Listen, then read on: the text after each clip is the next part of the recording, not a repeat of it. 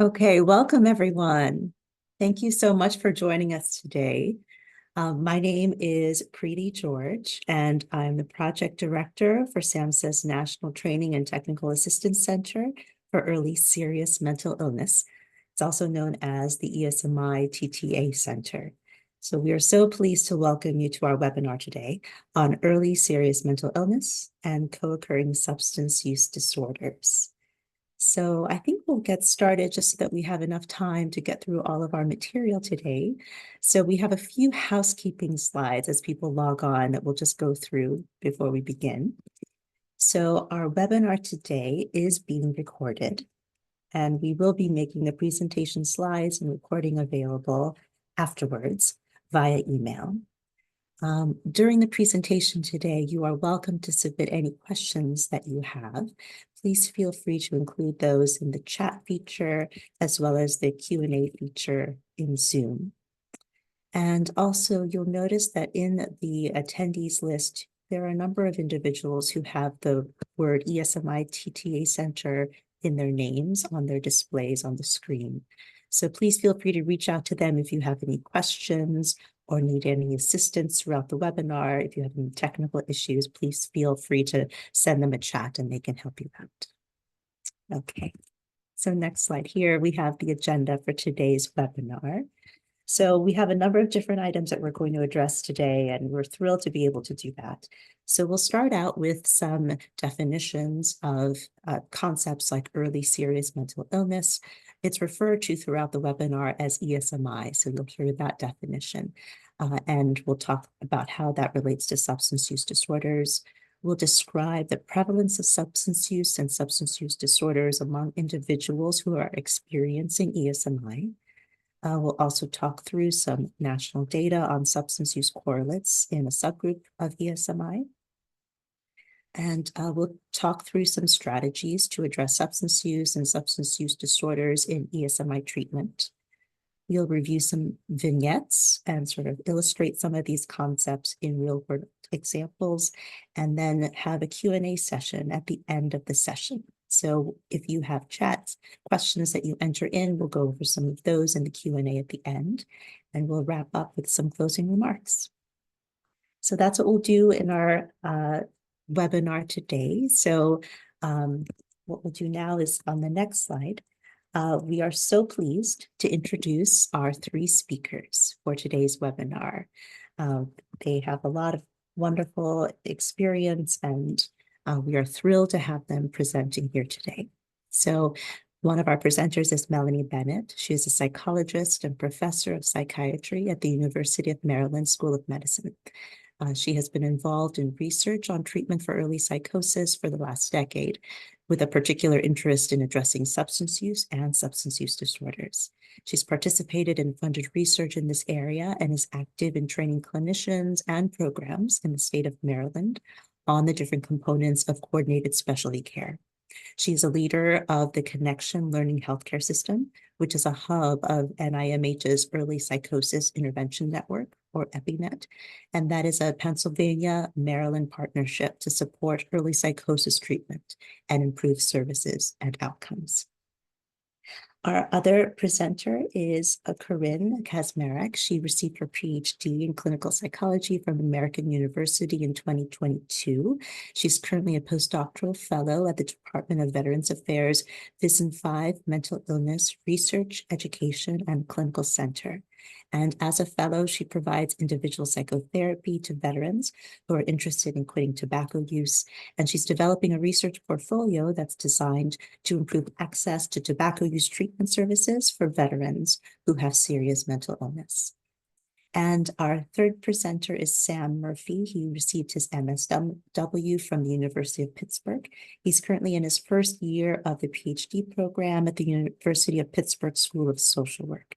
Sam's research portfolio centers on development and adaptation of psychosocial interventions to promote quality of life, recovery, and flourishing in individuals experiencing psychosis.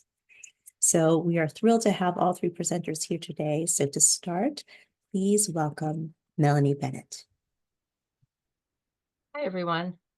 Thank you, Preeti, for that warm welcome. We're all glad to be here today to talk about substance use and substance use disorders and early serious mental illness. This slide shows our learning objectives. We'll talk some about trends in substance use and disorders, provide some ideas about how to have good conversations about substance use at the start of treatment, and how to integrate person-centered strategies into mental health care in an ongoing way.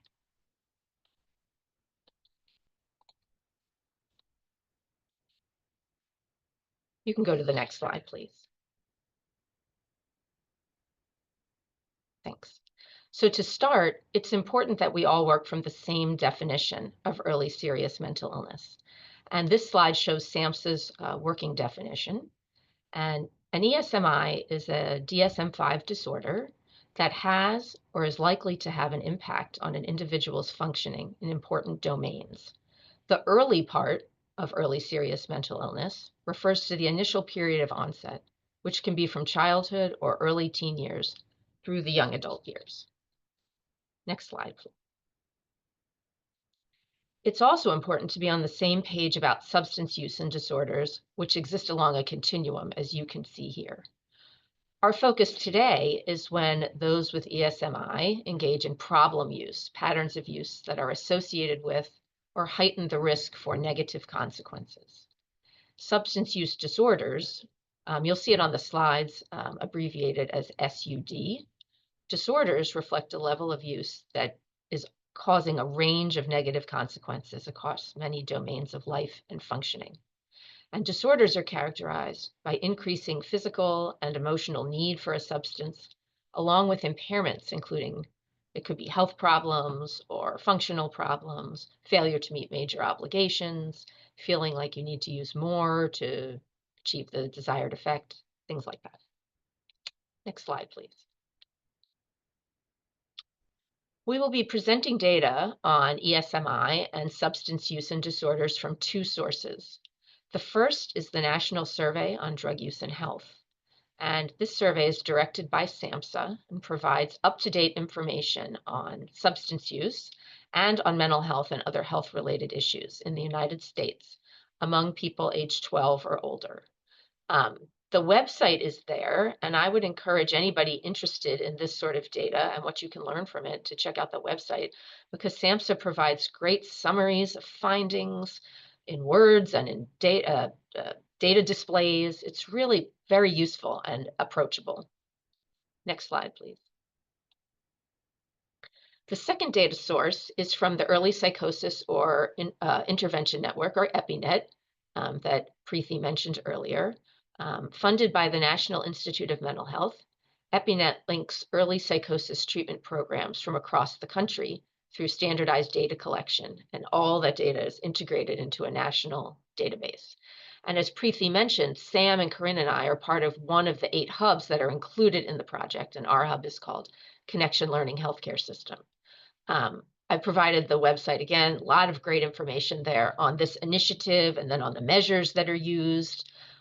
So I would encourage you to check that out. So now Sam's going to take over and talk about data from these two sources and what it tells us about ESMI and co-occurring substance use disorders. Thanks, Melanie. All right. Hi, y'all. It's good to be here today.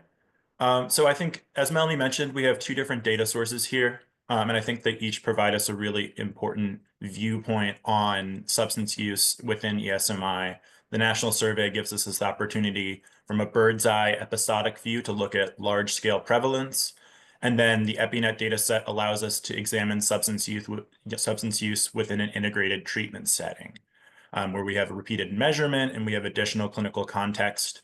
And so I'm going to start by going over some large-scale prevalence and then step a little bit deeper into this subgroup of individuals who are experiencing psychosis, one of the very common occurrences of ESMI in this population. Okay, we can go to the next slide. So just looking across trends, from a large-scale prevalence perspective, you can see that the most common age at which individuals are diagnosed with a substance use disorder is between 18 and 25. And you can see that over time, that diagnosis trails off with individuals who are 26 and older. As you also note that There are very few individuals between 12 and 17 who are diagnosed with alcohol use disorder, probably some due to the accessibility and availability of that substance, which is a bit higher in drug use disorder. But you can also see here kind of the standing out fact is that in terms of substance use disorder, over a quarter of individuals from 18 to 25 are being diagnosed with one or reporting this in the survey, which is a pretty substantial number. We can go to the next slide. So thinking about that subsection of the population between 12 and 17, you can see here, these are rates of use between individuals who are reporting no mental health issues and individuals who are reporting a major depressive episode in the past year. And as you can see across the board, whether it's use of illicit drugs or report of misuse, as Melanie mentioned, such as binge alcohol or opioid misuse, you're seeing that there's a significant uptick in use across all of these various classes and patterns of substance use. We can go to the next slide. And then so thinking a little bit more about serious mental illness in general, we're going to look at individuals just 18 or older. Typically, that's where we see more of the prototypical serious mental illness diagnoses. And as you can see also that, there's that peak that I mentioned with the substance use disorders is mirrored in serious mental illness diagnoses.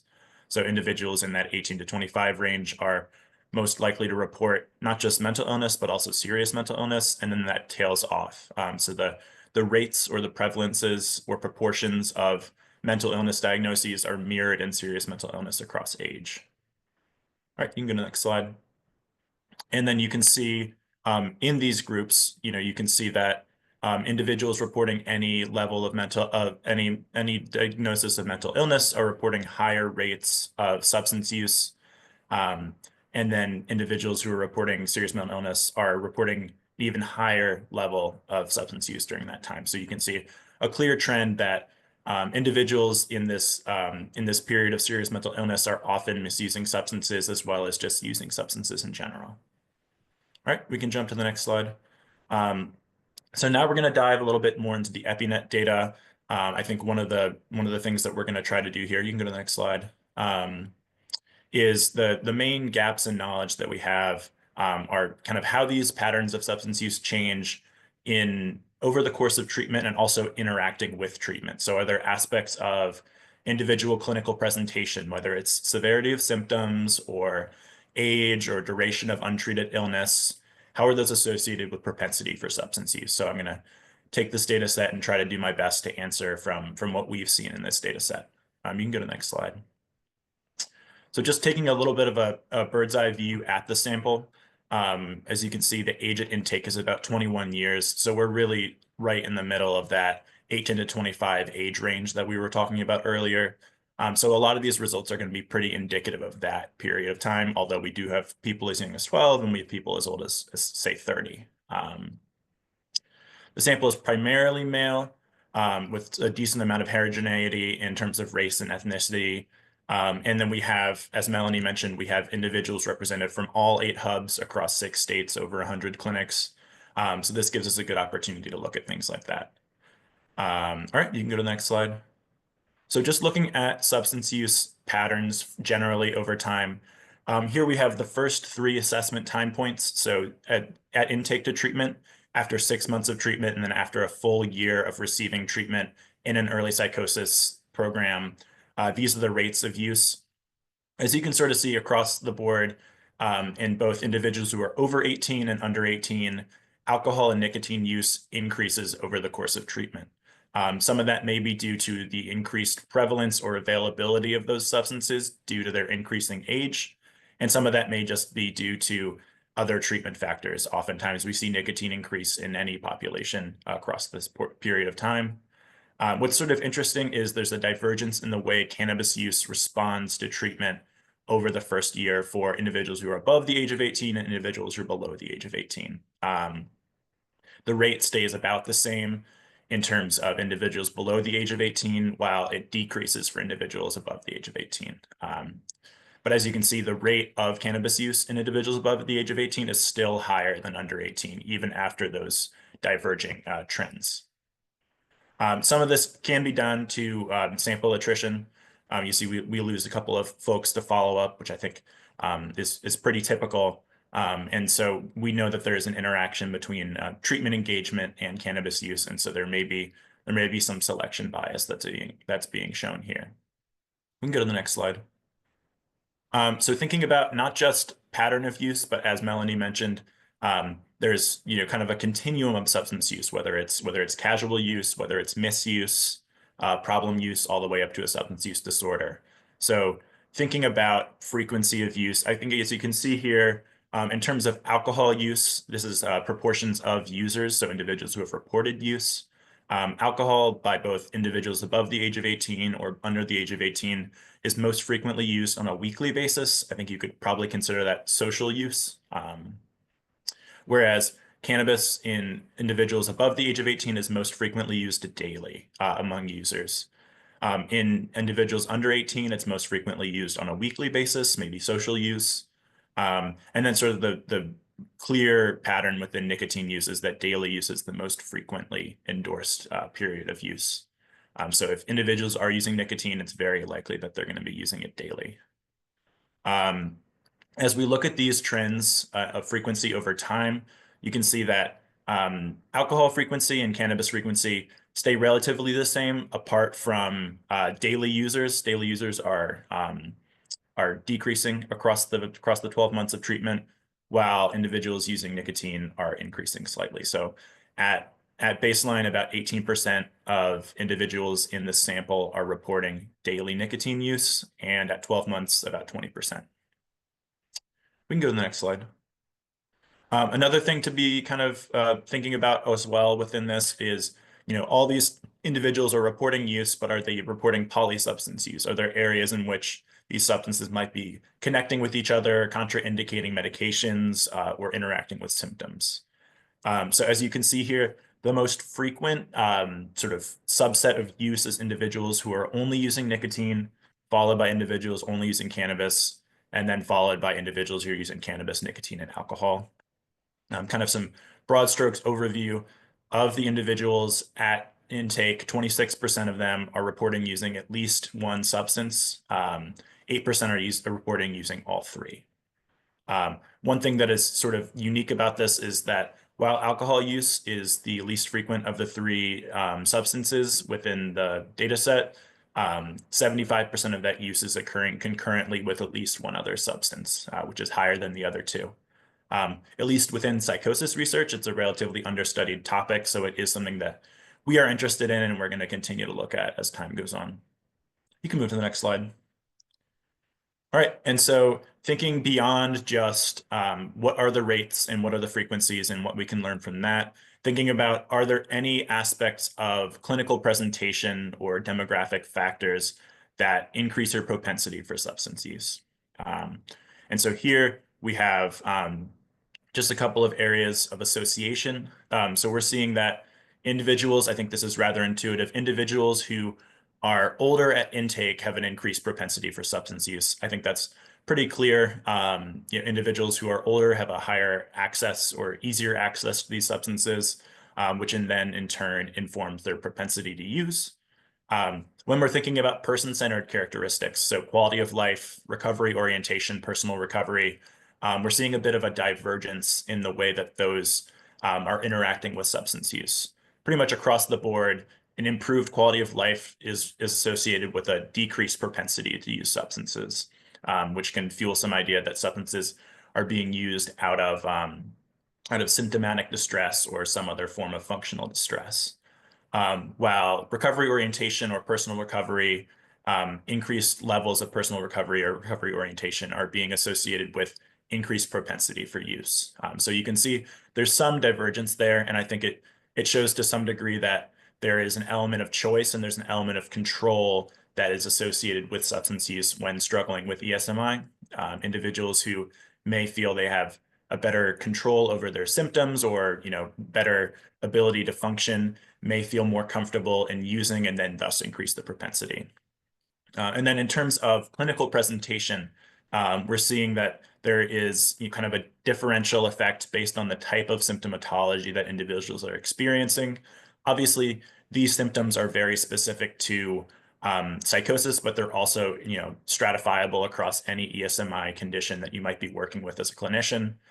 So we're seeing that affective symptoms, so anxiety and depression, increased or pronounced affective symptoms are associated with increased propensity for alcohol use. I think that fits pretty well with a lot of the anecdotal evidence we have around self-medication theory, individuals who are using substances to counteract potential stressors in their life or symptomatic distress.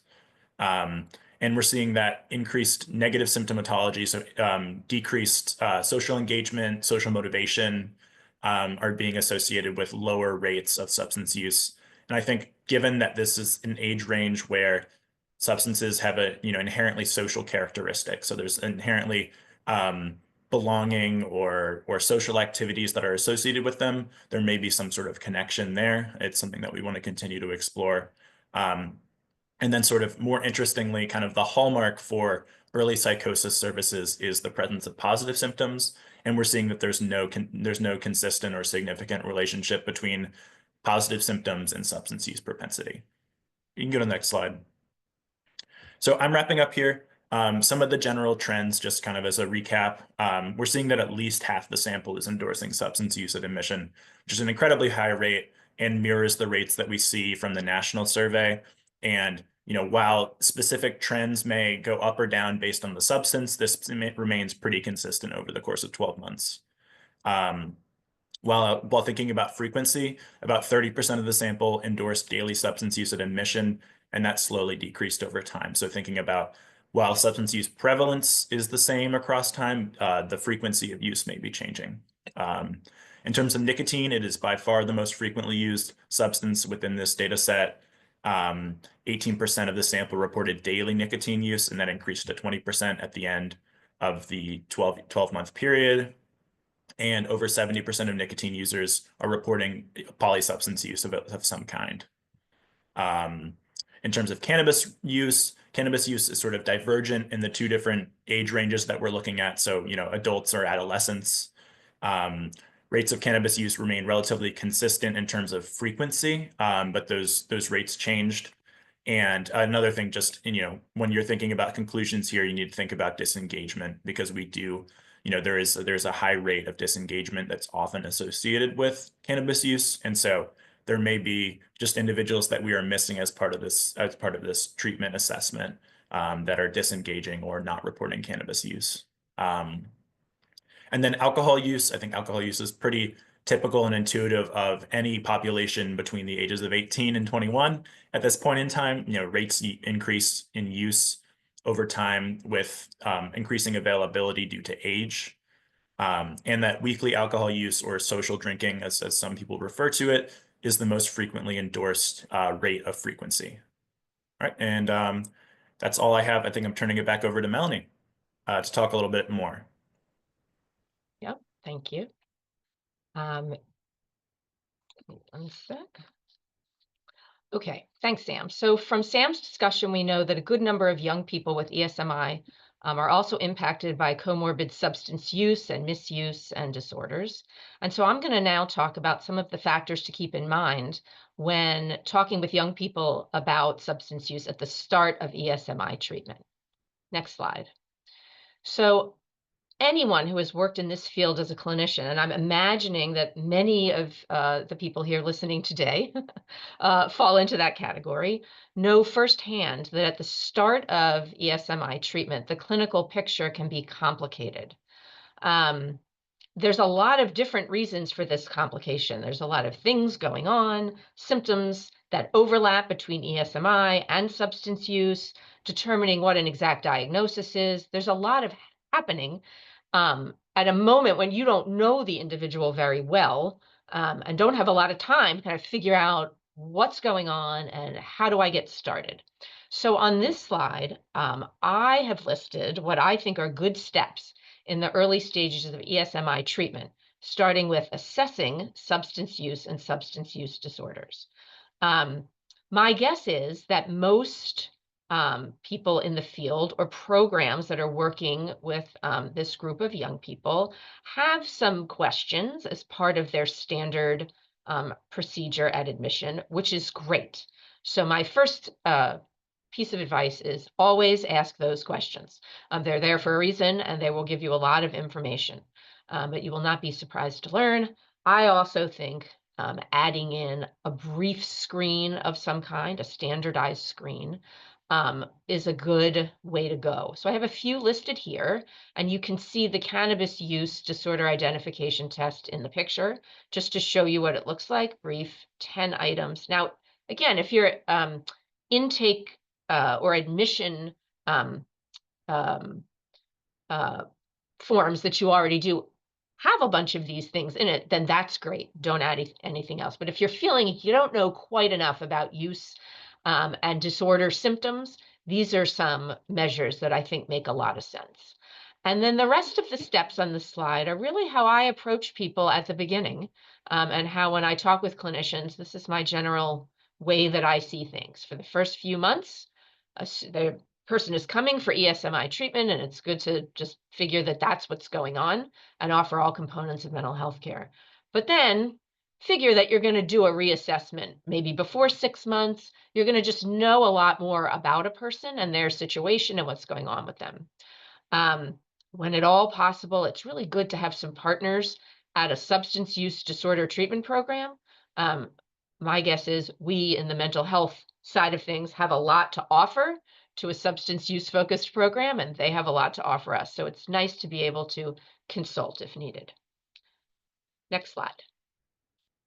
So once you're getting an idea for what's going on, the next step is talking about it in a way that doesn't, I don't know, put everybody off. At the start of treatment, there is a lot going on, and talking about substance use and substance use disorders can be a pretty complicated business. Communicating about this can be really hard. This slide lists some of the factors that make communication about substance use and substance use disorders kind of complicated at the start of ESMI treatment. And again, for those of you doing this every day, there is nothing here that you have not lived. Young people feel a certain way. They come wanting to make their own decisions about lots of things, and certainly about when and how, and I should say if, to address substance use.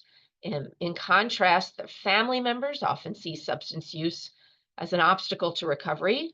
And so therein lies the struggle of that communication, with the young person really seeing it one way and the family member seeing it another. Every day, it seems, norms are changing around substance use, and that means that family members are often coming from a totally different place than young people. And for providers, this can be a challenging moment to forge person-centered relationships. So there's really no established, here are the steps you follow for negotiating this process. Next slide, please. So as part of our early psychosis work, we're trying to get a handle on how to make these conversations better and more useful for all parties involved. And so we have started with some qualitative project where we've interviewed clinicians and young people in early psychosis treatment programs and family members. This project is focused on communication about cannabis, but I feel like it can be what we're finding is relevant to substance use generally. And so we interviewed, what you see here is from our family member and our young person interviews. We interviewed 15 young people and 16 family members about what those conversations around cannabis are like and how they think they could be improved.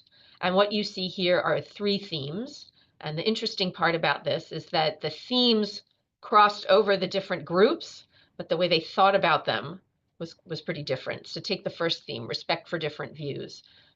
Young people really wanted those conversations and the people in them to show respect for their ideas around that they use cannabis, and it's going to be their decision what to do about it. And they really were attuned to being judged or being made to feel bad. And they said, that's a major reason why these conversations go bad. I'm made to feel bad right at the beginning. Family members we heard a lot from family members where they talked about, really wanting to respect young people's views on this, but that it was just so hard for them because they felt like they had a clear vision of how this was cannabis use was not serving the young person well. So while they came from a place of wanting to be respectful, they found it hard to do. Similarly with good communication process, the young people said, you know, these are conversations that can happen over time, and sometimes it takes a while. Family members wanted to be able to sort of have the conversations be a little bit more extended, but they felt an urgency that led them to want to talk about this a lot right at the beginning, and they were, you know, had a lot of feelings about it. And then you can see the quotes there for conversations are complicated by changing norms, with our parent participants feeling one way that seems to be at total odds with how young people are seeing cannabis as it's portrayed in their culture. Next slide, please. So based on those, thinking about the results that we're finding when we talk to people, I've generated this slide with some of my thoughts about how you approach communication about this early on in the treatment process. I think what I want to convey is that it's possible to be to talk about, as a clinician, my thinking about this, that substance use is something that complicates treatment and complicates recovery, at the same time as being respectful that somebody else, a young person, may not see it that way. So what you have in the italicized things, I'm not going to read those out, but you'll have access to the slides, and those are some ways to communicate both what you're so the top one is for young people, to communicate how you think about substance use and change and how that relates to treatment success, but that understanding that a person may not be at that point yet. And that's really where step one, you know, I'm thinking that illustrates step one. You talk about your and the program's approach to substance use, but you're still emphasizing respect and autonomy. Another thing we keep hearing from both young people and family members is they want good resources that provide truthful information. And so offering those to both sets of both groups would be great. And then letting family members know that this is something that is going to be addressed and talked about, but that it might not be at the family member pace. And so that's the second italicized bullet. It gives an example of how you can talk about that with family members. Okay, next slide, please. Now I'm going to throw it over to Corinne, and she's going to talk about person-centered strategies to use throughout ESMI treatment.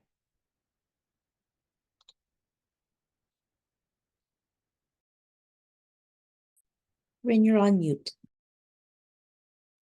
Thank you. I appreciate it.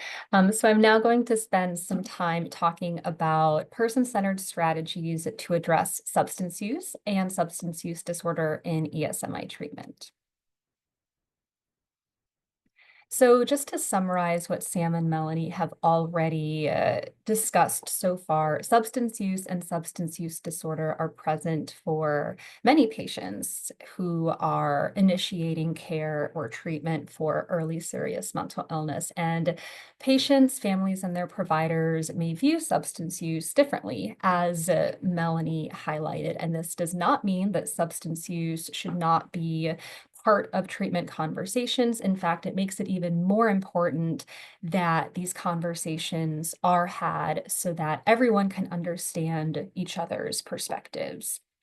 And also, as was already discussed, there are many reasons why an ESMI patient may continue to use substances. So first, they may have a desire, or they likely have a desire to be independent, which is developmentally appropriate for folks who are in their early 20s.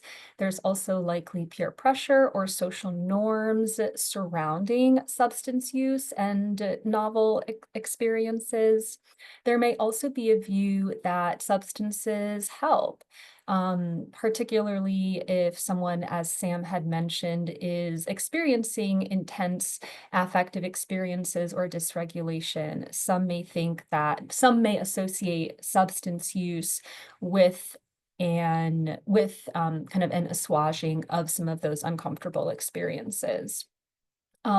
Some folks may also view substances as safe or without harm. And finally, many ESMI patients have likely already modified other behaviors.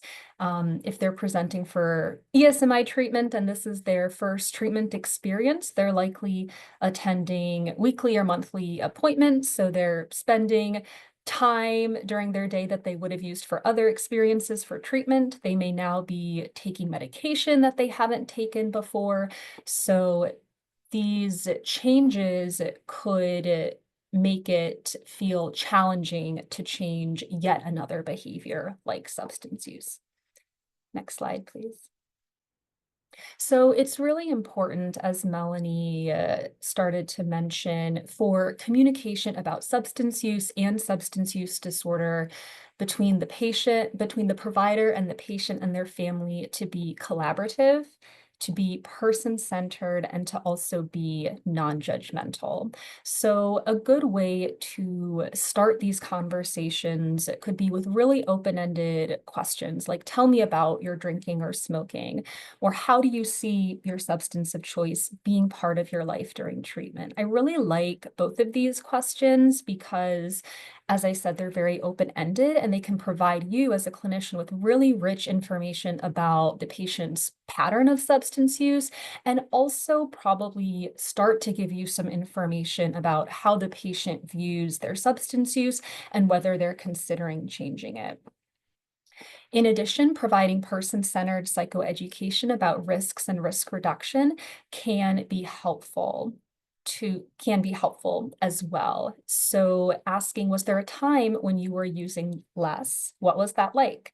Why did you do that? And what are you considering now? Can be a useful way to identify whether someone is identifying more high-risk situations in which they are using that they would like to change in some way.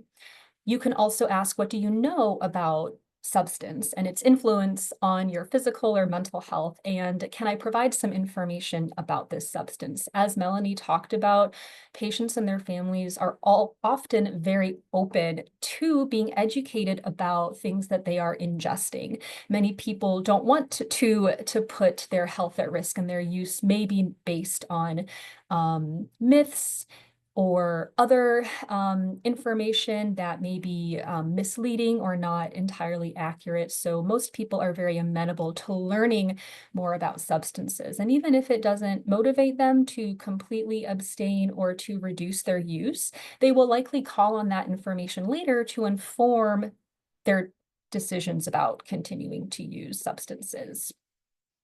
This tracking use is also a great way to learn more about a patient's substance use. So you could, for example, open up this possibility by saying, you mentioned that you'd like to cut back on your cigarette smoking, as an example. As a first step, how about you track how many cigarettes you smoke per day? You don't need to change anything. Just writing down when you smoke can be a good first step. What do you think about that? I've also found that many patients are very open to tracking their use. Once again, you're not asking them to change anything, but this strategy can provide really useful information to the provider about when the patient is using. And patients also often tell me that it is very useful because it helps them develop insight into why and when they're using, and could then influence conversations between the patient and the provider about whether the patient would like to change anything in regards to their substance use. In addition, offering and coordinating both medication-assisted treatment and counseling is an excellent way to make sure that folks are aware of their treatment options if they do want to include substance use as part of their treatment plan. Next slide, please. Having conversations about reducing the quantity or the frequency of substance use is also one way to work with the patient to try and maximize their recovery outcomes. You could also suggest, if a patient doesn't want to completely abstain, but is interested in changing their substance use in some way, that they try a different product or avoid certain types of products. So for example, with cannabinoids, some products like THC extract or gummies can have some pretty intense intoxicating effects due to how the THC is ingested and metabolized. And so if someone is trying to to maximize their safety, suggesting that they avoid those more risky products, like, for example, THC extract or gummies. It could be a way for the patient to try and maximize their safety.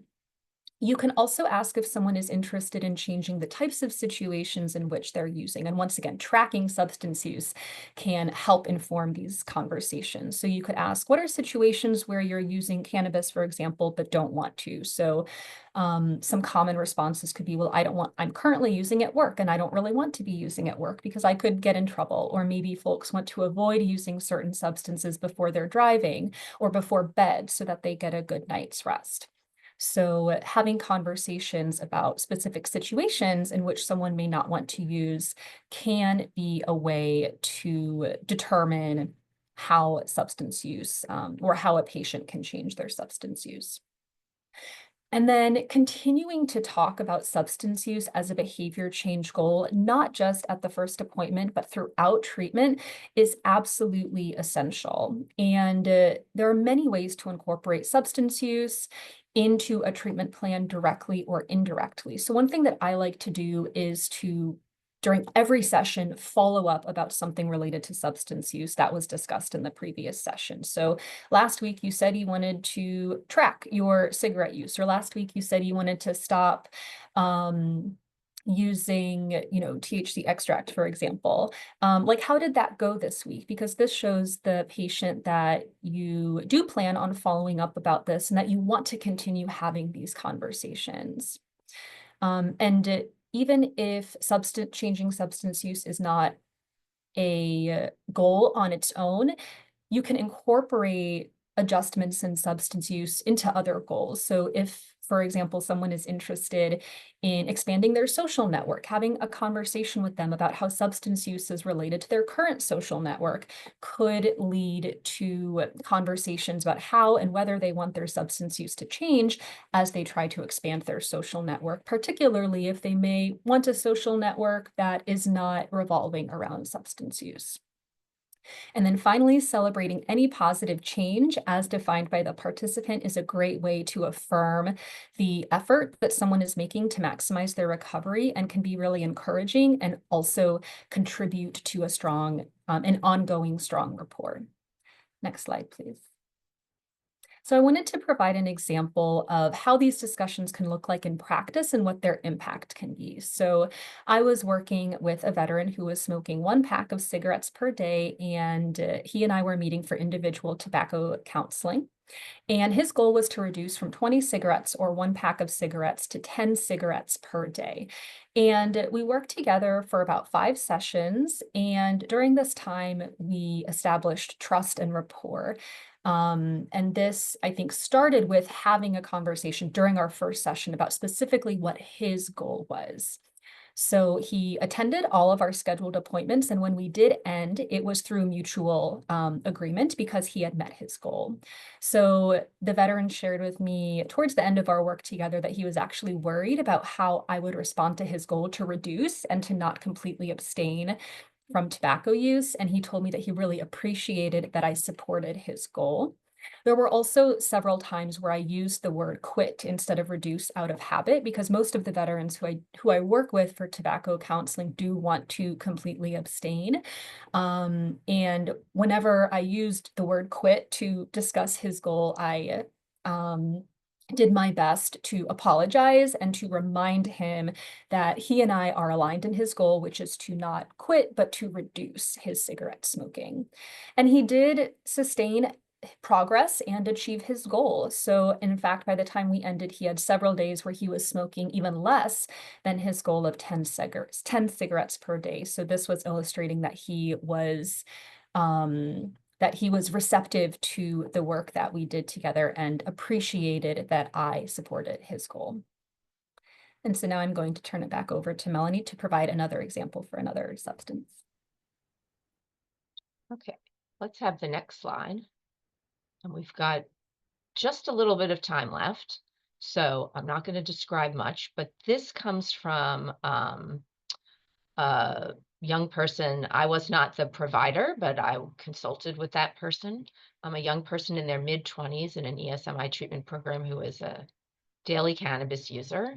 And you can take a look at the details on the slide. But what I want to point out is that the participant and the family members had to work together to find compromises. And that was hard. But when they did, it actually worked out pretty well. It took a long time. So I don't want it to seem like, oh, it's all great. Everybody just finds compromises. It took them a long time, but they worked at it, and they did, and it really worked out for them. Next slide, please. So just to sum up what you've heard, there's a good chance that many people who we all work with coming for ESMI treatment are impacted by substance use, problem use, or substance use disorders.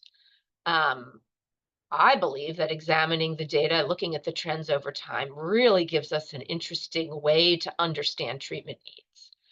And communicating, using person-centered approaches, meeting people where they're at with their goals are all good ways to keep this on the agenda and hopefully to help people make the changes that, that they want to make. So I think I'll leave it there. And I guess I'm going back to Preeti. Thanks so much, Melanie, and to Corinne and Sam. Thank you so much. The presentation was amazing.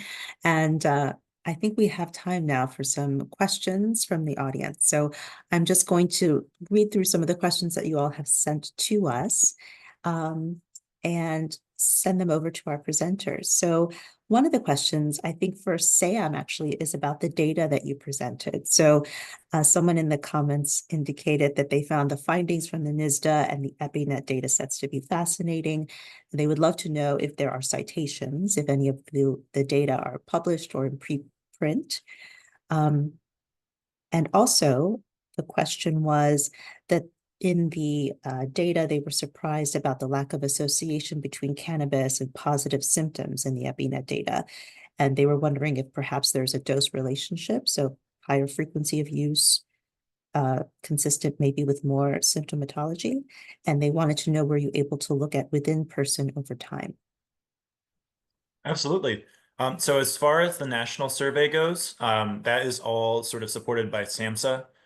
There's quite a large repository online. It's very intuitive once you kind of get a hang of how the tables and how the sample is structured. But it's incredibly rich data. So I would, if you're interested in looking at this more, I would definitely point you in that direction. And I'm sure there's a way to get that link sent somehow.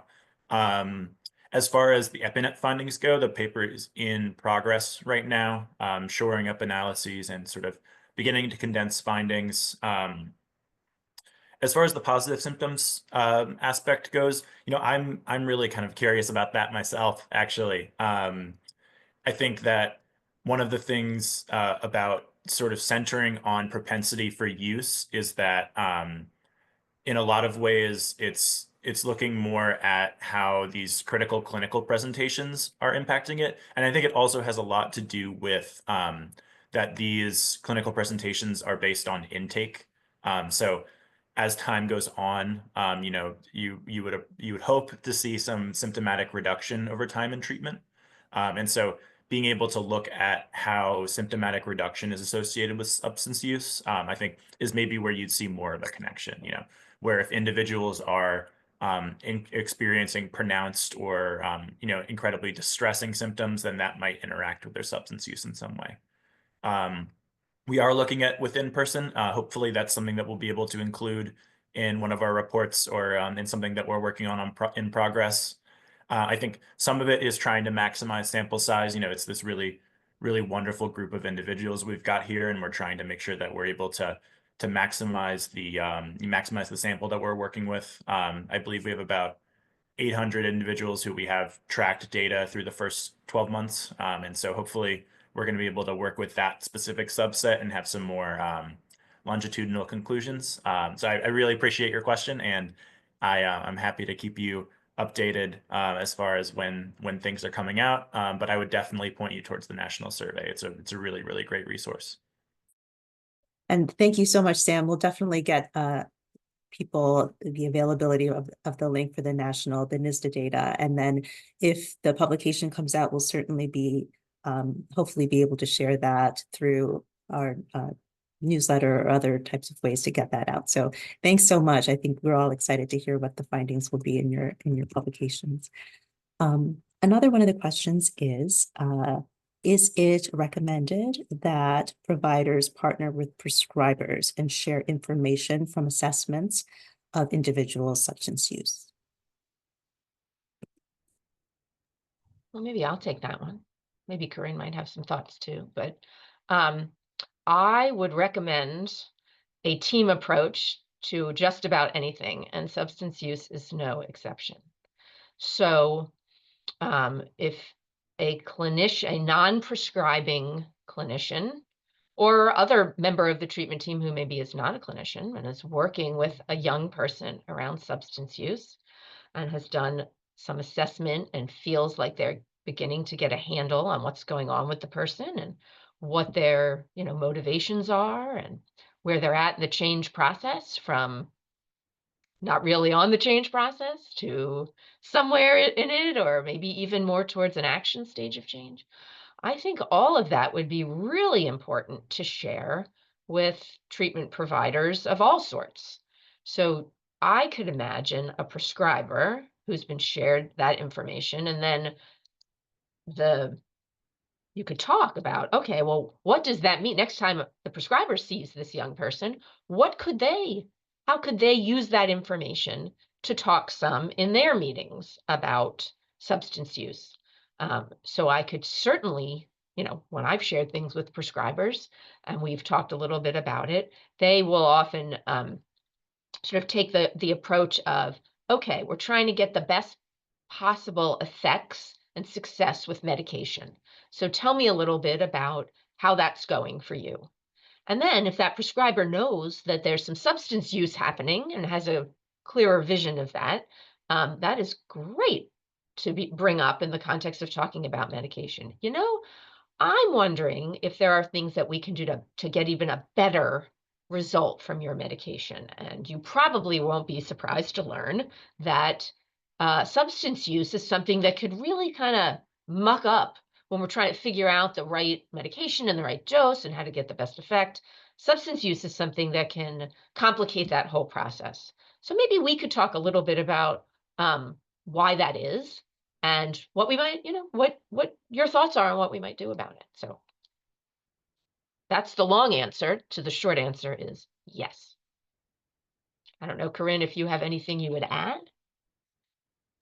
One thing that I would, just one thing that I would add is that yes, I agree with Melanie, and also I wanted to mention something that's specific to smoking traditional or combustible cigarettes. So some of the chemicals, materials in traditional cigarettes influence the pharmacokinetics of anticholinergic medications like clozapine and olanzapine, which can commonly be prescribed to folks with ESMI, potentially in their later stages of their diagnosis. And sudden reduction in smoking can influence the pharmacokinetics of those medications, and someone can actually become toxic, and it could be deadly. So if you're working with a patient who is prescribed one of those anticholinergic medications and they're smoking and interested in quitting, it is absolutely essential that before that patient makes any adjustments, that you talk with their prescriber, because the prescriber can adjust the medication, or they could also monitor the levels for the patient to make sure that that they remain safe during that process. Thanks, Corinne. Another question is, are substance use disorder specialists on your ESMI teams in your experiences? And if not, how would you know if someone needs to be referred out for treatment versus those issues being addressed within the team itself? That is a great question. And I don't think there's an answer that gets at every program and every experience. But here's from my experience. So a lot of times, treatment programs that focus on ESMI do not have a dedicated person to do the substance use disorder work. Now, I don't know that that's needed, because a lot of people who come to work in those programs have experience treating people with comorbid conditions, or sometimes they have, in their background working with people with substance use disorder.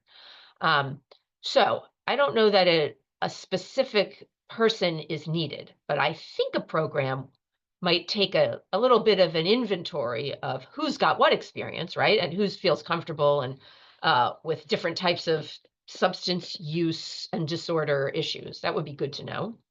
But my guess is for a lot of programs, they can generally, most of the people there and the experiences they bring are a pretty good match for most people coming to ESMI treatment, even if they have a co-occurring substance use disorder.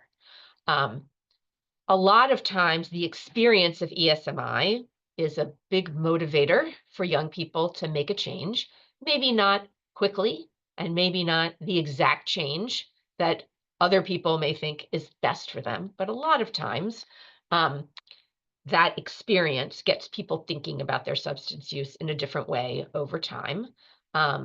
Also, being in ESMI treatment and getting some help with that and working on recovery sometimes brings people along in their substance use change. So while at the beginning, somebody might come in and say, no, this is it, I don't want to make any changes. As other things start happening and improving, sometimes those positive effects, help a person say, okay, yeah, maybe I could use a little bit of help in this area or change in this area.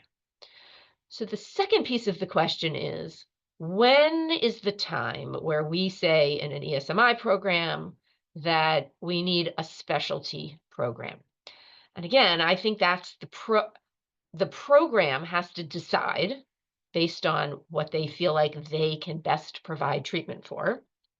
And I think that will differ from program to program. That's why I like when programs can partner with substance use programs and maybe consult a little bit and say, here's what we're facing and here's what we're doing. And we feel like we're kind of spinning our wheels a little bit. What do you think? In the end, I look at it as if somebody has come to ESMI treatment and they're engaged, it's going to be a hard sell to get them to go somewhere else for some other part of treatment. So in my thinking about it, the everything that an ESMI program can do, building on that rapport and that engagement is going to be, I think, a great place to start. But if somebody is really just unable to, make, I guess not even unable to make any change, but that their level of use is very high or increasing, and that is really causing complications in all areas of life. And you as a treatment team or treatment program are feeling not like, if we continue on a slow pace, while that's what Melanie is saying is a good thing, we're really worried about safety and long-term health. And will this person, we worry that they won't make it to their next appointment because their substance use is so chaotic and putting them in such dangerous situations. That is when I generally feel like, look, we have tried what we know how to do. And I think we need to bring in people who are expert in this area, and not only for their input, but, try and get them to be the ones really focusing on this issue. Thank you. That's so helpful, Melanie. I really appreciate you commenting on those. I'm just going to bring up the slides real quick because we only have a couple of minutes left, and I just had a couple of announcements before we leave. So just so everybody knows, we have a few webinars that are coming up in the next few months. We have one on cognitive health in coordinated specialty care contexts in April. There's one on the role of peers in early serious mental illness programs in May, and then one on early serious mental illness program transitions in June. And we'll be sending out information about those as they are available. So I just wanted to see if folks would like to provide feedback on the webinar session today. Please feel free to click on this link, go to this QR code, and fill out a short form just to let us know what your thoughts were about the webinar. So thank you all so much for coming. We really appreciate you spending the time, and we will look forward to seeing you again in the future. So Thank you again to our presenters, and we appreciate all of you attending. Thank you so much.